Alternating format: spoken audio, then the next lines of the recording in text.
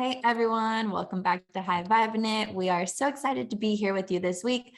I especially am excited because I was moving last Monday and I couldn't join that episode, and I was so sad because it was very chaotic, and I didn't have internet, and I still don't have internet, so I'm using a personal hotspot, hoping for the best. We're really excited to have Aaron on today to talk about all sorts of awesome spiritual stuff to make your life better.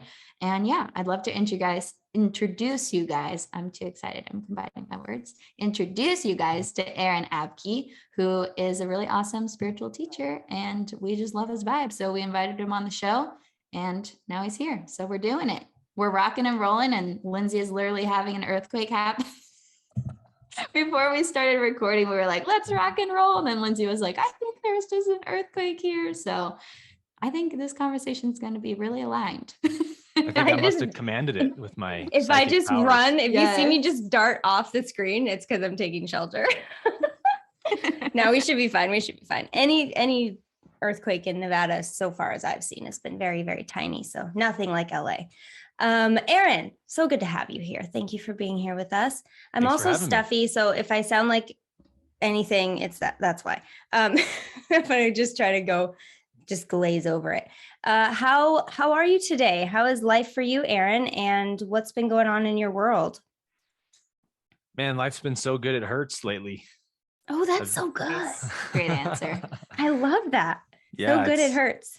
I'm having just a blast with where my career is at right now, and so many exciting new things I'm working on and new content, which I'm eventually going to turn into courses and retreats and all that. So just feeling really blessed. Yay. Well, we love to hear it. I'm sure we could both say the same over here. Life just seems to be good, right? I mean, let's just embrace it. I want to talk to you, Aaron, first and foremost about what got you where you are today. Because I know very few of us pop out of the womb like ready to talk about unity consciousness. So what's that journey been like for you? And, I like to talk about specific moments that were kind of like turning points. So if you have that, great. If not, just give us the rundown of kind of your journey and what got you from there to here. Mm-hmm. I know it's loaded. Sorry. No, I think most people know me as like the fitness model or bodybuilder who had a spiritual awakening, because that's kind of how my story played out. But I was really blessed to grow up Christian in a amazing, wonderful Christian household as a pastor's kid. And my parents' church was like the best environment to grow up in, because we were an evangelical denomination. So if you don't know what that means, we emphasize the gifts of the Spirit a lot, praying, miracles, healing, stuff like that. And so we had these crazy revival services when I was young, like 5 to 10 years old, where we would have, crazy miracles and healing services, worship services. And I was just kind of introduced to the supernatural at a really young age. And it was like normal for me to heal people's eyesight and back pain and whatever else. And then when I was 23, I was just a super devout Christian my whole life, wanted to be a pastor like my dad.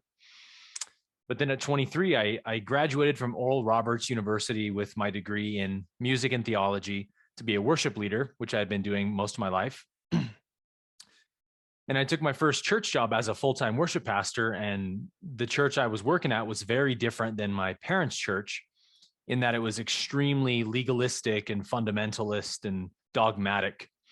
And so I was forced to confront a lot of the dogmas of Christianity that I had been kind of running from and ignoring my whole life.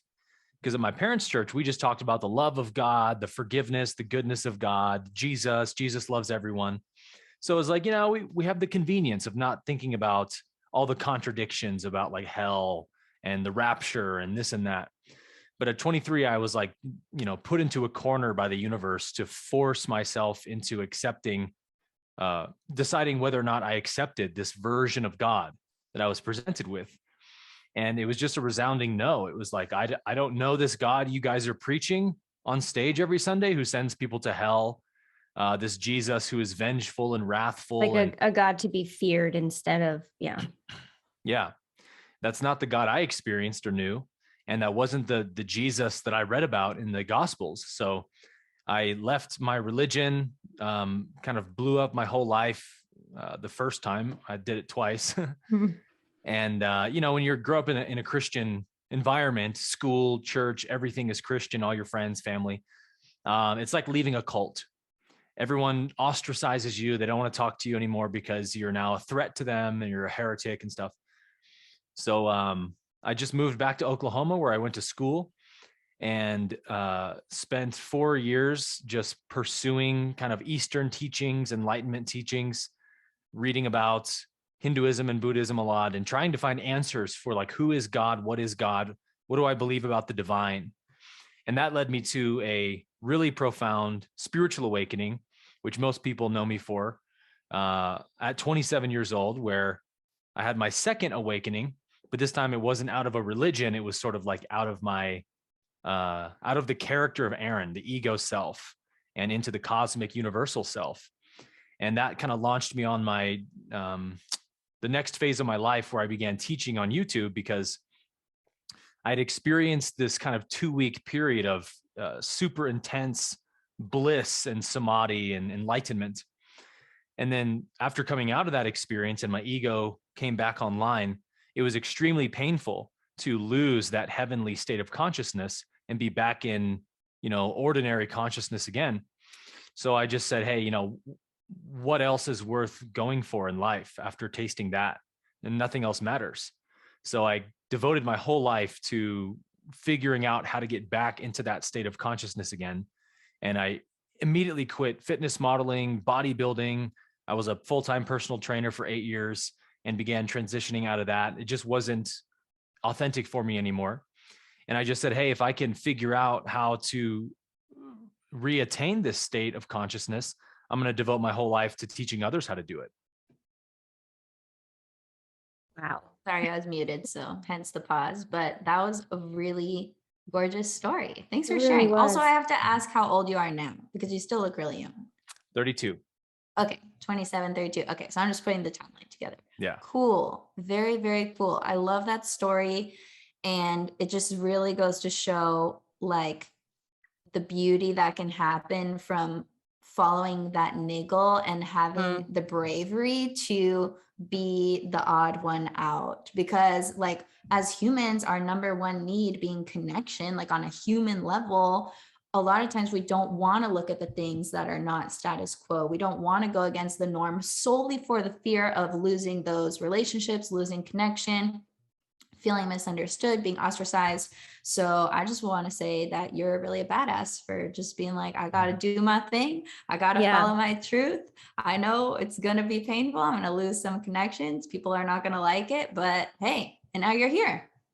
I definitely ditto to all of that, but there is definitely a bravery, riskiness that comes with knowing that you're going somewhere that you can't take people with you, right? And it's like, taking away all the judgment, taking away all the expectations on other people. Like it's a sad thing. Like I know that there are people in your life that you probably mourned the loss of connection on that level. And it's not even like, if I were to do it, somebody, which I have, but like somebody who didn't grow up in a religious household per se, they'd be just like, oh, Lindsay's doing another weird thing. That's fine. But they'd be open. Like the extreme version of you going from this close-knit community that has a set of beliefs, like a deep set of beliefs, to being like, it doesn't work for me, so I'm going to just go.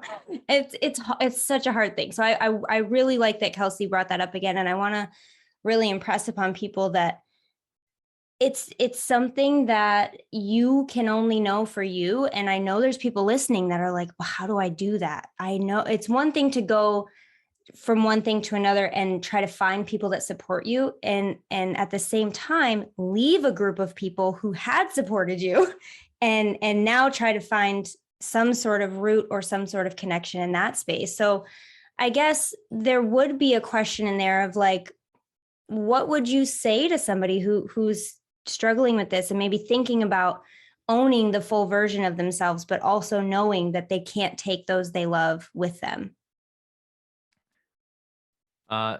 Great question. that was my primary question, for a couple of years after leaving Christianity, was like, how do I make this transition in a healthy way? Because all my, friends that I had, people I'd known about in Christianity, even before I did, some would leave the faith because they had the same questions they were wrestling with, but they would do it in a very almost toxic way where it was like, the Bible's bullshit, Jesus is bullshit, fuck everything, I'm out, throwing it all in the dumpster. Throwing the baby out with the bathwater type of situation. As they say, exactly. Mm-hmm. And I was just like, man, that's so tragic, because it's not true. Like, the Bible isn't all garbage. Jesus definitely isn't garbage. There's so much gold to be rescued from the Christian faith, and a way we can exalt these doctrines to their highest potential. And I found a book called A Course in Miracles shortly after leaving Christianity that seems to do that really well. And there's so many amazing lines in that book that changed me forever after reading them just once. But there's one line that says something like, true rest does not come from sleeping, but from waking up to what's true and what's real. And as the Course says, what is real can't be threatened, and what is unreal doesn't exist. And herein lies the peace of God. So to anyone making a scary transition, whether it's out of a religion or a cult or belief system, or into a new job or whatever, that fear can be overcome by grabbing on to that truth and keeping it close to your heart always, that what is true is always true and can't be threatened. All truth is eternal. And what's not true isn't actually real at all, is just an illusion and can't actually affect you or change anything that's real. And if you can sit with that, you'll find peace in that. And that was really what happened to me when I left Christianity, was that I just got so sick of the internal conflict of experiencing a God of pure, unconditional love and non-judgment, but being taught and sort of forced into believing in a God of jealousy and wrath and unforgiveness and violence. And I just said, I'd rather lose, at a certain point, I'd rather lose all my friends and family and have peace of mind about who God is and what the divine is, than to have this illusion of friendship with all these people who I know really are only my friends because I believe what they believe, and I confirm their certainties and whatnot. And to be living a lie, like to be living in a belief system that I don't resonate with. It's like the most inauthentic, unintegral thing to do to yourself. It's a kind of like self-torture. So, you say, oh, you're such a badass and stuff. And I get that. But from my perspective, it felt like I was tortured into doing it. Like right. I had no other option at that point. Yeah. That's that's a really good way to explain how, similarly, I have a similar story, not necessarily with religion, but just with moving from one space of life to another. And I've gotten the question so often of like, well, how are you normal? How did you do this? How are you not like being studied in a science lab? Like literally things people have said to me. And I don't have an answer for them. Like, I don't feel as if I've done anything extraordinary. Just the fact that like, I had to figure it out. Like, you just have to, because anything less than living your authenticity is, as you said, form of self-torture and also soul withering. Like I literally, Tinkerbell, when she's dying and you have to clap, like that's how I felt until I made the move. And that's every single time I bring it up, that's the image that comes to mind. Like I was just not me. And that feeling of just not you. And so when you are aware of that, that's painful enough. And then the next thing would just be, okay, what am I going to do about it? Because you have to do something.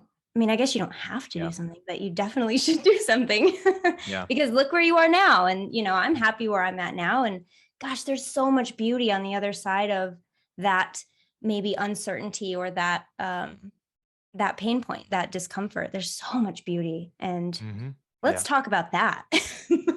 Let's give attention to that. The light at the end of the tunnel, as they say. Yeah. Well, you're right in that the soul cries out for truth, I think. And that's because there is such an unfathomable amount of potential in everyone that don't even waste your time trying to fathom it, just unlock it and unleash it. allow the divine to flow through you by getting out of its way. And getting out of its way means stop thinking you know what you're supposed to do and what you're meant for. That's just the finite mind trying to come up with a reason. And there's a part that the mind plays in it, but it's really more about discovering your potential, is more about listening to the universe and allowing the universe to bring events, synchronicities, people, connections, passions, inspirations into your life, and just saying yes to them, saying yes to your excitement over and over and over. If it makes me come alive inside, that's how I know the universe is directing me to that thing. That's how I know it's for me. And so I never expected to be a YouTube teacher, a spiritual teacher. I actually was terrified of public speaking and never thought I would have any kind of gifting at speaking at all. But again, my passion was, I'm an Aries, so, passion like runs in our blood. But you too? Oh yeah. Wait, when's your birthday? Lindsay. When's your birthday? March 30th. That's my brother's birthday. Stop. I know so many people with that birthday. It's weird. I'm tax day, April 15th. So okay. Yeah. But it's funny because my brother was born 11 months before me. So he's 2 weeks out of the year, or after me, 2 weeks out of the year, we're the same age. It's bizarre because we're not twins, but we're the same age at some point. But wow, that's very rare. It's so weird. It's so weird. But yeah, March 30th. And I agree with you. Aries, definitely I have a lot of fire in my chart anyway, but I own that so much of just passion. And if it doesn't feel right, I'm not doing it. Yeah. Like I had to get to that point because it's just, we feel it, I think, so much. It's more heightened for me. If I don't like something, I just don't like it. So I've had to come to terms with like, I can't afford to put myself in that position, Yeah. There's a meme I love that says like Aries, this is what Aries is like or whatever. And it's a light switch and it just says on or off. Like we're all in or we're not in at all. Yeah. Oh yeah. That's the way it's been for me, at least. And following those passions had led me to where I am today, because I just got to the point where I was like, man, with this transition I've made, these things I've learned about the Bible and Christ and whatnot, I can't keep it to myself. I've got to share it with the world. So I just started making YouTube videos. At the time, I called the series Moving Backwards, which was like each episode was dedicated to a different like pinnacle belief of the Christian faith, and talking about a deeper, more archetypal way of seeing it, not so literalistic and like dogmatic, but let's go deeper into this belief. What is it really saying about the nature of God and the human soul? And giving people a more enlightened way of seeing these Christian teachings that doesn't say, hey, it's all bullshit, throw it out, and you were stupid for believing it. Right. That doesn't help anybody. Instead, it's like, oh, I don't have to actually throw my faith away. I can just resurrect it in that sense and see it in a different light. And that's what got me started on YouTube. And slowly but surely, all my friends who had slowly, unfriended me and blocked me one by one started coming back once my YouTube channel started increasing. Like, hey, maybe he knows what he's talking about. Everybody seems to like it. Like now this guy's a threat because he has 10,000, 30,000 subscribers and his videos are getting a lot of views. So I need to go and disprove him. Oh. So I started getting all these people, pastors that I knew, even some really big name authors and pastors I didn't know of, would come on my page and start accusing me of being a heretic and all this stuff. And so I would get in these, from my point of view, very friendly conversations with them, because I knew at that point, I'm not going to convince this person to believe what they think I'm public enemy number one. I'm going to show them the fruits of my belief system now. Because as Christ said, you will know them by their fruit. A good tree can't produce bad fruit, and a bad tree cannot produce good fruit. So I let the merits of my energy kind of do the talking, and it was so effective. We get in these conversations and we're just talking theology and Bible verse this, Bible verse that. And I'm being very kind and friendly to them, even calling them brother and my friend, and complimenting them every so often. And they're calling me an idiot, a heretic, a blasphemer, saying I'm going to burn in hell and stuff. And man, I would get them so good when they would do that, because it's like, oh, look at this. So you're the follower of Jesus who taught love and forgiveness and all that. And you're hurling insults and threats and condemnations. And the evil heretic is being loving and kind. Interesting, isn't it? And it would just get him caught in this, spider's web they couldn't get out of. And everyone would blow up the comments saying, oh, who's really Christ-like in this conversation? Pastor John, whatever. Uh-huh. And so, that was painful for me because at that point I hadn't really made any new friends yet who were non-Christian or in the spiritual community.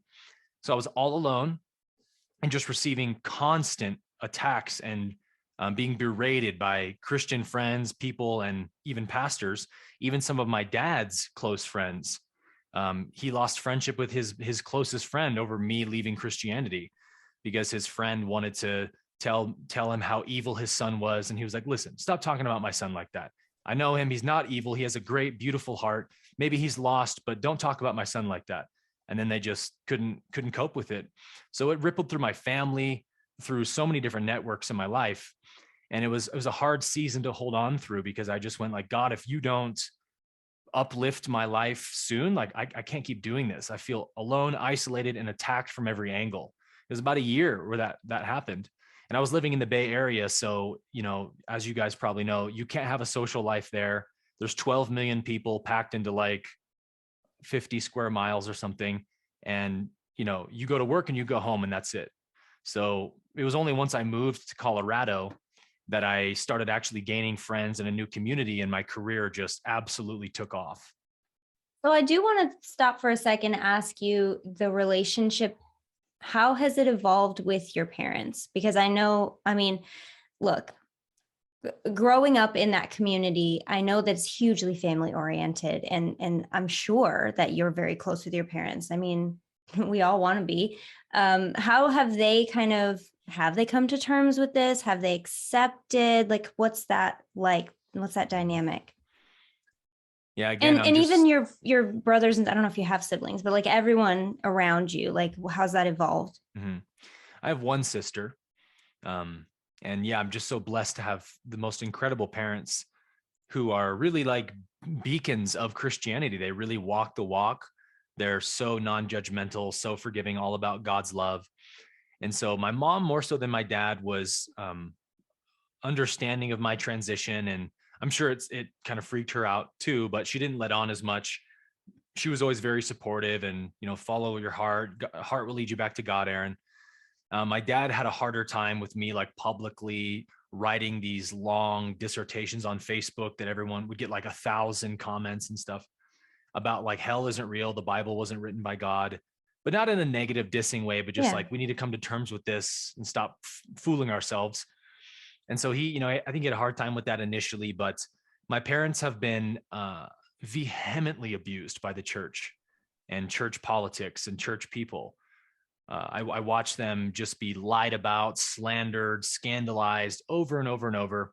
It's kind of unfortunately a common part of church is these secret coup d'etats and political warfare behind the scenes of like the associate pastor wants to be senior pastor. So he's got to overthrow the senior pastor secretly so he can take the role because he's got 10 more years of tenure.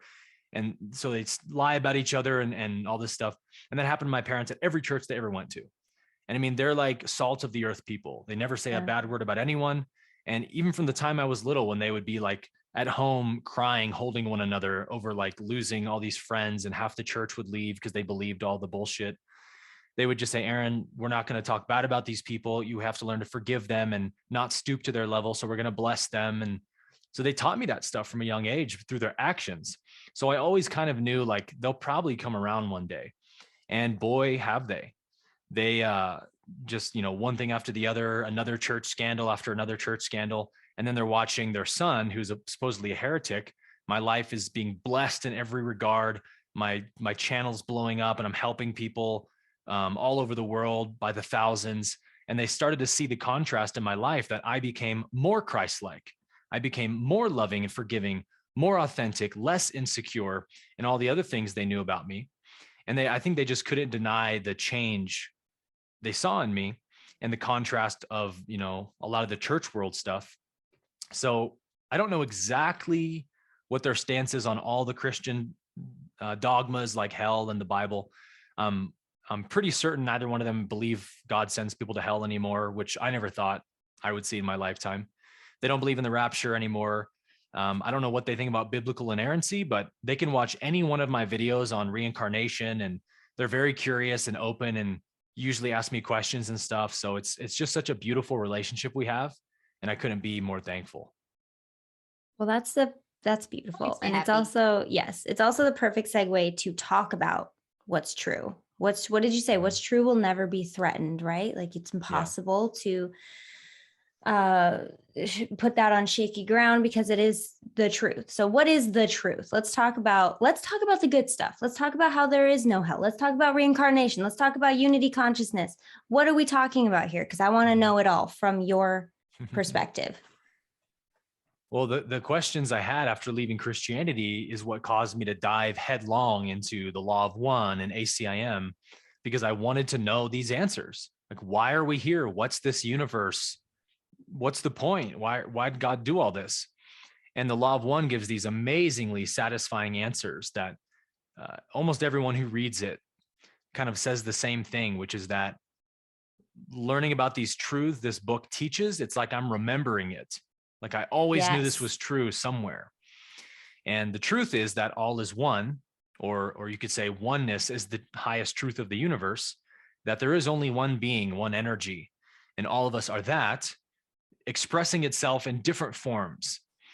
And so there is a truth to the idea of a spirit or a soul, which is really what we call the subtle body, the energy body, the 7 energy centers, that part of us keeps our memories, the spiritual lessons we learn, the evolution we gain, and it gets transplanted into another body and then another body. And this journey just goes on we call it reincarnation.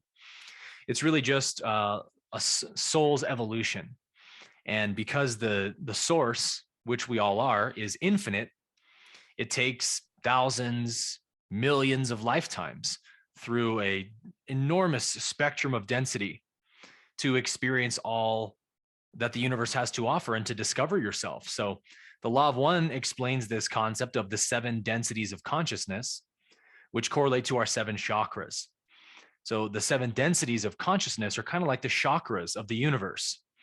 And our energy centers are symbolic of them. So right now, the Law of One explains that we are in the 3rd density, which correlates to the solar plexus chakra. And if you know anything about energy centers or chakras, you know that the solar plexus or yellow ray chakra is the chakra of self-awareness and personal empowerment. It's the chakra where the ego is born. And it's the chakra that gives us the belief in separation, that you and I are separate from one another.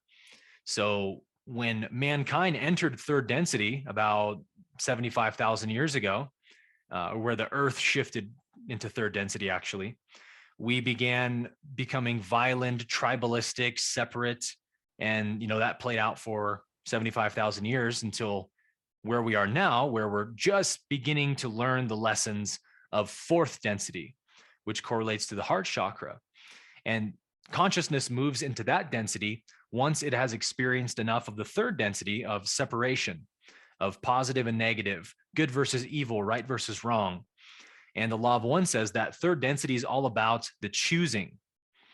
You have to choose a polarity. Do you want to be a positively polarized soul, which they call service to others, or a negatively polarized soul, which they call service to self? And the universe doesn't have a bias. It doesn't want you to choose anything. It wants you to choose what you want. So it doesn't blink at the light or the darkness. But there are very different consequences to each path.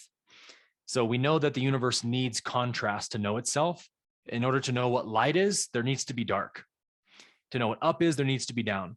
So the negative path is playing an important role, that it's serving as the opposite of the creator's essential nature, which is love and oneness and unity. So it's the path of separation, selfishness, greed, pride. And so we don't leave this density. Our soul doesn't graduate until we make a clear and conscious decision between love or separation. And most people live in that middle ground for many, many, many lifetimes, until at some point, maybe the suffering becomes too great, like mine did at 27. And you just say, look, if I have to commit to the path of love to escape this suffering, no problem. I'm all in. I'm done. There's nothing I want from the world. I just want to stop suffering. And so then the soul decides that the positive polarity is my salvation, and the soul chooses love. And that moves our energy, our prana, up to the heart, where the heart chakra starts to open. And the heart chakra gives consciousness access to the vision of oneness, where I can now look at you two and say, okay, yeah, it's true that maybe we're in different bodies, so to speak. But what I see now is that we're all one essence. We all want the same things. We all fear the same things. We have the same source. We really are the same energy. And so when we engage with each other as if you are really just me and I'm just you, having different dreams or something, then it actually works out really well for all of us. We build a world based on service to others and unity and love that benefits everybody equally. And these power systems of totalitarian control that we see right now on our planet, the global elites that just try to dominate the lower class, that stuff just fizzles out of the planet because nobody resonates with it anymore. Nobody wants to feed those systems anymore. So we are in the process of making that transition as a planet from third to fourth density. And so the best thing any one of us can do to aid that transition, even more so than preaching to people about love and stuff, is actually, to me, myself, open my heart chakra and be fully in the fourth density consciousness myself. Because then my energy actually teaches people. My energy contributes to the planetary energy, and I lift the vibration of the collective. So we all have this responsibility to our own spiritual evolution above all else. And that's what I love about the Law of One. Hey there. We hope you're enjoying this episode so far, but if you want to listen to the whole thing, we're going to invite you over to our podcast. Either search for High Vibin It on iTunes, Spotify, wherever you guys listen to podcasts, or even better, if you want to watch the extended video version of this episode that's even longer than the actual podcast itself, head over to our Patreon at patreon.com/highvibe. Lindsay, tell them what's awesome about the Patreon. Patreon is where we have all of our extended episodes. As Kelsey said, we have it on video, so you can actually see the things that we're talking about. Sometimes we have visual aids, and it's nice to know what we're talking about. We also have hangouts that we do sometimes that are exclusive to Patreon people. And you can get started with all of this and bonus content and everything that we have only for the Patreon people for as little as $3. I think it's $3.33 a month. And that's it. And you guys can get all the benefits and all access to everything that we put in there. Really cool. It's really cool, really fun, super easy to join. And you guys don't even have to do that to finish this episode. If you're like, screw it, I don't want to pay any money, I just want to hear the rest of this episode, go to our podcast, High Vibin It, search for it wherever you listen. It's totally free. Either way, enjoy the rest of the show wherever you choose to enjoy it. And we will see you guys next week because we do a new one every week. Adios. Bye.